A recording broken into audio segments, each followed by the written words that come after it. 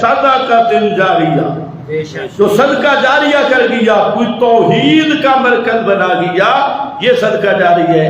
یہ شرک بدعت کے اٹوں کو جو چندہ دیتے ہو نا، یہ قیامت کے دن مشرکوں کے ساتھ گرفتار ہوگی۔ ہاں، جو مساجد وہ یہ ان المساجد للہ فلا تدعوا مع اللہ احدا، مسجدیں کس کی ہے؟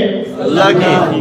معنی نہیں ہے تو للہ کا معنی صرف اللہ کی نہیں، للہ صرف اللہ کی، ادھر کوئی کسی کا حصہ نہیں، للہ صرف اللہ کی۔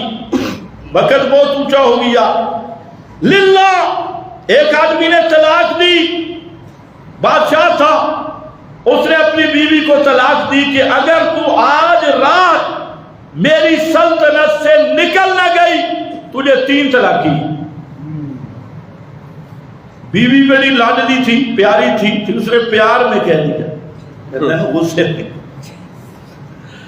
3 طلاقیں۔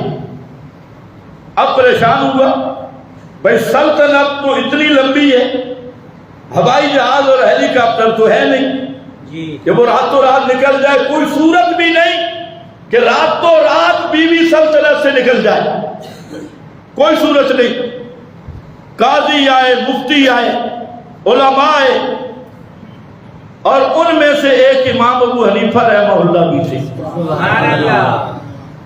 سب نے کہا جی کوئی صورت نہیں۔ امام نے فرمایا بڑی صورت موجود ہے، خیر کچھ بھی نہیں۔ لمبا واقعہ میں بالکل خلاصہ بتا رہا ہوں۔ امام نے فرمایا کہ بیوی کو رات کو مسجد میں پہنچا، یہ مسجد کسی بادشاہ کی سلطنت کا حصہ نہیں ہے۔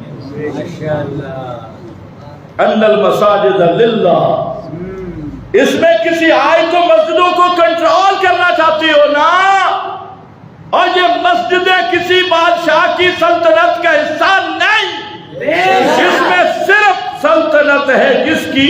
میرے اللہ کی، صرف اللہ کی۔ امام نے جب مسئلہ بتایا، امام ابو حنیفہ کو ایسے ابو حنیفہ امام اعظم نہیں کہتے، جب مسئلہ بتایا کہ اس کو رات مسجد میں گزارے، مفتی حیران ہو گئے، قاضی امام نے یہی آیت پڑھی کہ ساری سلطنت بے شک مجازی رہے بادشاہ کی، لیکن مسجد میں بادشاہ کا رتی جتنا اختیار بھی نہیں۔